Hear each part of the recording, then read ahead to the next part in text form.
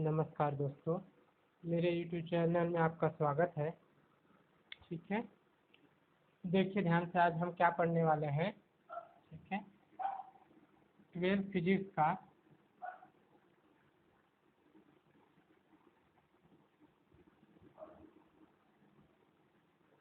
अध्याय 1 का चौथा भाग पढ़ने वाले हैं। अध्याय 1 क्या है इसका नाम? इसका नाम है स्थिर वैद्युत। इसका पढ़ेंगे चौथा भाग। ठीक है, इस भाग में हम पढ़ेंगे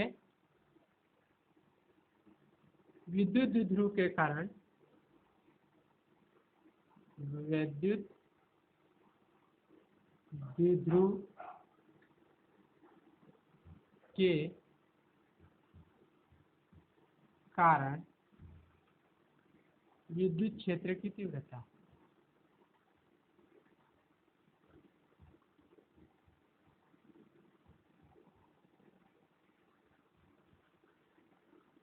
ठीक है, इसके दो पार्ट होते हैं, एक होता है अक्षीय स्थिति और दूसरा होता है निरक्षीय स्थिति। एक अक्षीय स्थिति और दूसरा होता है निरक्षीय स्थिति। इसको कहते हैं एंड ऑफ पोजीशन, या फिर इसी को कहते हैं एक्सियल पोजीशन, और इसको कहते हैं इक्विलैटरल पोजीशन। ठीक है, तो ध्यान से देखिएगा, अक्षीय स्थिति और निरक्षीय स्थिति, इसको हिंदी में और दूसरे नाम से कहते हैं। इनसे अनुदैर्ध्य और इसको अनुप्रस्थ, इस तरीके से। तो इसके दो चीज़ों के बारे में पढ़ेंगे, विद्युत ध्रुव के कारण विद्युत क्षेत्र की तीव्रता अक्षीय स्थिति में और निरक्षीय स्थिति में। तो सबसे पहले देख लेते हैं अक्षीय स्थिति में क्या होता है। तो अक्षीय स्थिति में देखिएगा ध्यान से, आपको IMP क्वेश्चन है। ठीक है, इसका क्वेश्चन का टाइप रहेगा अक्षीय स्थिति किसे कहते हैं, इसके लिए गणितीय व्यंजक। अक्षीय स्थिति या अनुदैर्ध्य स्थिति, समझ लेते हैं ये होता क्या है पहले। तो देखिए ध्यान से, आपके पास ये दो आवेश हैं, एक आवेश और एक ही आवेश। ये माइनस आवेश है और ये प्लस की आवेश है। दोनों को अगर जोड़ दें तो दोनों के बीच की लंबाई होती है 2L, जिसको हम प्रभावकारी लंबाई कहते हैं। ठीक है, इसके बीचों बीच हम ले लेते हैं एक बिंदु, वो मध्य बिंदु कहलाता है। तो ये दूरी क्या हो जाएगी, ये दूरी L हो जाएगी, और ये भी दूरी आपके पास क्या हो जाएगी भाई, L हो जाएगी। ठीक है, दोनों दूरी हो गई। इसके बढ़ाए गए अक्ष में बढ़ा देते हैं, अक्ष को बढ़ा देते हैं कहाँ तक, P तक। इसी बिंदु P पर हमको विद्युत क्षेत्र की तीव्रता ज्ञात करनी है। तो यहाँ से इसकी दूरी ले लेते हैं, P से O से P की दूरी है आपके पास R, और इसकी जो दिशा होगी, दो क्षेत्र निकालेंगे, E1 इस दिशा में और E2 इस दिशा में। ठीक है, तो हम पहले इसको समझ लेते हैं कि होता क्या है। अक्षीय स्थिति अनुदैर्ध्य स्थिति क्या होता है, वैद्युत द्विध्रुव के, वैद्युत द्विध्रुव A नाम दे दिए, इसको B दे दिए। वैद्युत द्विध्रुव A B के बढ़ाए गए अक्ष पर स्थित जिस बिंदु पर विद्युत क्षेत्र की तीव्रता ज्ञात करनी होती है, उसको अक्षीय स्थिति कहते हैं। ठीक है, बढ़ाए गए अक्ष पर स्थित जिस बिंदु पर विद्युत क्षेत्र की तीव्रता ज्ञात करनी है, उसको क्या कहते हैं, हम अक्षीय स्थिति कहते हैं। तो अक्षीय स्थिति में देखिए ध्यान से, आपके पास क्या होगा, मान लेते हैं इसके लिए हम व्यंजक निकालेंगे, गणितीय व्यंजक निकालेंगे। तो व्यंजक आपके पास क्या होगा, व्यंजक ध्यान से देखिएगा, व्यंजक अगर निकालते हैं तो आपके पास माना कि क्या है भाई, ए और बी क्या है, वैद्युत द्विध्रुव है, वैद्युत द्विध्रुव हो गया। साथ में 12 क्या है, प्रभावकारी लंबाई है। ओपी बराबर कितनी है, ओपी बराबर दूरी कितना है भाई, आर है। बिंदु पी पर विद्युत क्षेत्र की तीव्रता ज्ञात करनी है। और अगर ओ ए बराबर ले लें तो क्या होगा, एल, और ओ बी बराबर भी ले लें तो क्या होगा, एल। ठीक है, अब हम देखें ध्यान से, ठीक है, इसको ए देते हैं, इसको बी दे देते हैं। अब देखिएगा, बिंदु पहले देख लेते हैं, बिंदु ए के कारण, इसके कारण पहले निकालते हैं। तो लिखिए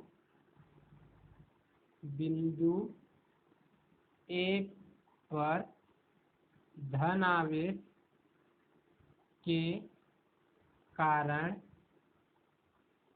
बिंदु पी पर विद्युत क्षेत्र की तीव्रता। ठीक है, तो विद्युत क्षेत्र की तीव्रता तो क्या हो जाएगा, इसको हम नाम दे देते हैं E1, बिंदु ए पर ना, धन आवेश के कारण ये E1 हो गया। और आप जानते हैं विद्युत क्षेत्र की तीव्रता क्या होती है, 1/4 पाई एप्सिलॉन, और ये धन आवेश के कारण है इसलिए धन। ठीक है, धन ले लीजिएगा तो भी चलेगा। और आपके पास हो जाएगा AP का स्क्वायर, दोनों के बीच की दूरी, तो AP बराबर AP की दिशा में, इधर भाई AP की दिशा में, ध्यान से देख लीजिए, AP की दिशा में मतलब इस दिशा में। ठीक है, अब AP की दिशा में तो हो गया E1 बराबर 1/4 पाई एप्सिलॉन 0, ये तो Q है। AP के जगह में ध्यान से देखिए AP, ये दूरी निकालनी है हमको, तो AP बराबर हम क्या कर देंगे, R माइनस अगर L कर दें, इसका स्क्वायर कर दें, पूरी दूरी में इस दूरी को घटा दें तो ये दूरी निकल जाएगी। ठीक है, कहने का मतलब है AP का स्क्वायर बराबर OP का स्क्वायर माइनस OA का स्क्वायर। ठीक है, ये आपके पास इससे आया है। अब इसको आगे कर देते हैं तो E1 बराबर हो जाएगा, ठीक है, कितना हो गया, इसको समीकरण दे देते हैं 1। क्या दे दिए, समीकरण 1। अब समीकरण 1 दे दिए, दूसरा समीकरण इसी तरीके से निकालते हैं। तो दूसरा समीकरण निकालेंगे तो क्या होगा,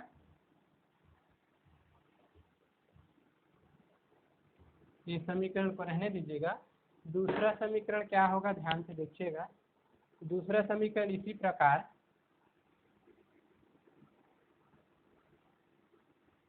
प्रकार बिंदु B पर -Q के कारण बिंदु P पर विद्युत क्षेत्र की तीव्रता। ठीक है, इसको नाम दे दिए E2। अब इसके लिए क्या होगा, 1/4 पाई एप्सिलॉन 0, माइनस है तो माइनस Q, और नीचे में क्या होगा भाई, BP का स्क्वायर। ध्यान से याद रखना, इसकी दिशा जो होगी वो P से B की ओर होगी।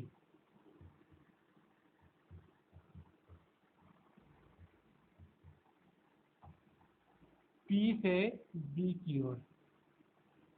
ठीक है, तो E2 बराबर हो जाएगा 1/4 पाई एप्सिलॉन 0, माइनस Q है तो माइनस Q, और ये हो जाएगा R plus L। R plus L मतलब ये दूरी में ये दूरी और ये दूरी आपस में क्या हो जाएगा, प्लस हो जाएगा, इसलिए R प्लस स्क्वायर। अगर चाहें तो आप ऐसा कर सकते हैं, BP का स्क्वायर माइनस OP का स्क्वायर प्लस OB का स्क्वायर।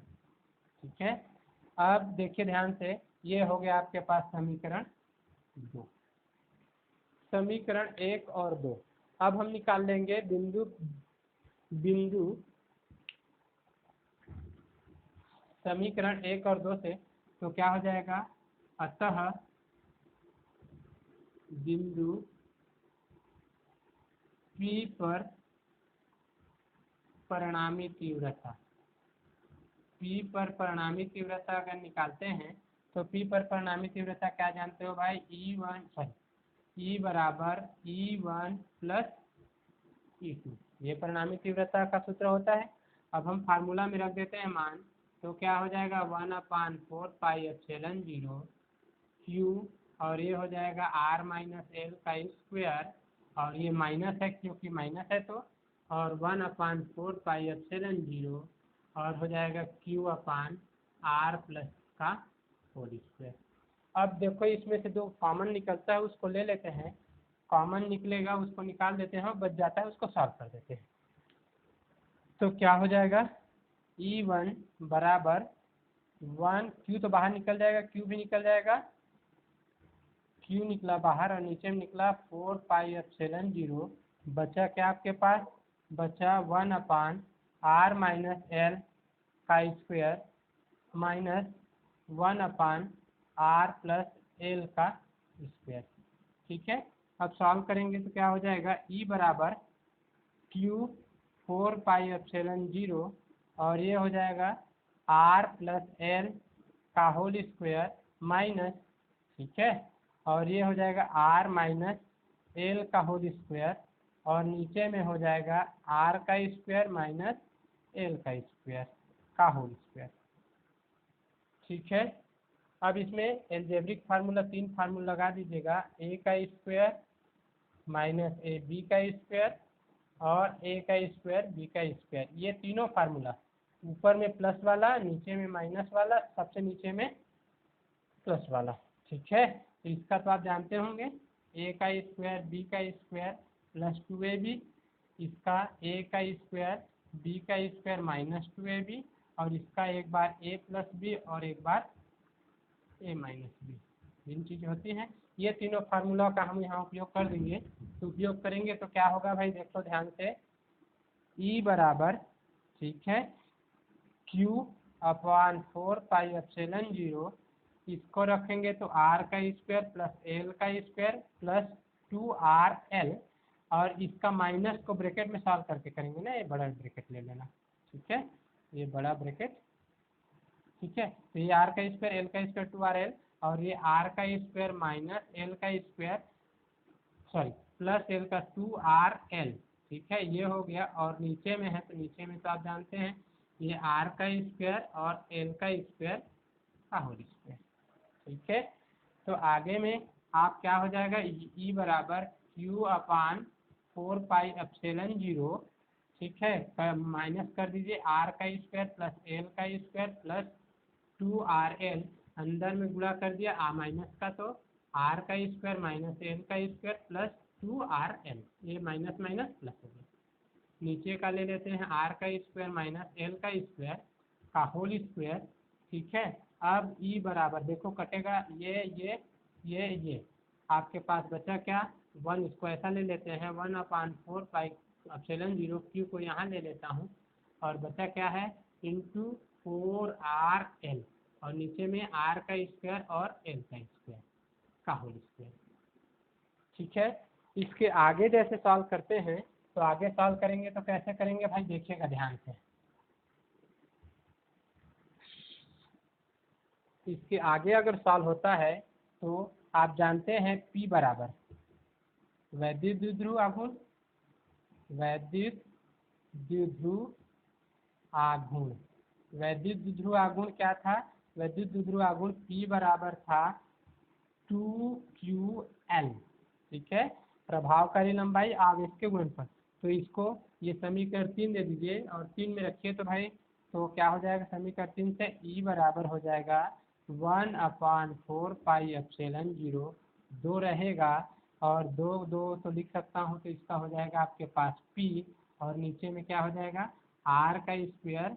ठीक है, हो गया, रुक जाइए, और R बचा है एक ठो। ठीक है, और आपके पास क्या हो जाएगा, आर का स्क्वायर, एल का स्क्वायर, इसका स्क्वायर। अब आप थोड़ा सा यहाँ से ध्यान दीजिएगा, जो एल है वो आर से बहुत छोटा है। क्या है भाई? जो एल है, ये एल है, वो आर की तुलना में बहुत छोटा है। ठीक है, तो बहुत छोटा है इसलिए उसको क्या कर लेते हैं, एल को हम नगण्य ले लेते हैं।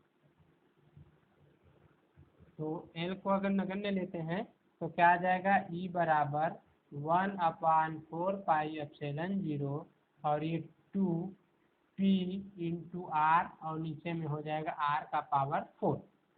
ये हट गया तो 4, ये एक 4 से 3, तो यहाँ पर बचा आपके पास क्या, 3। अब देखिए अब पूरा कंप्लीट आंसर आपकी ओर आ रहा है। ई बराबर आ जाएगा 1/4 पाई एप्सिलॉन 0 2 पी और नीचे में आर का 2।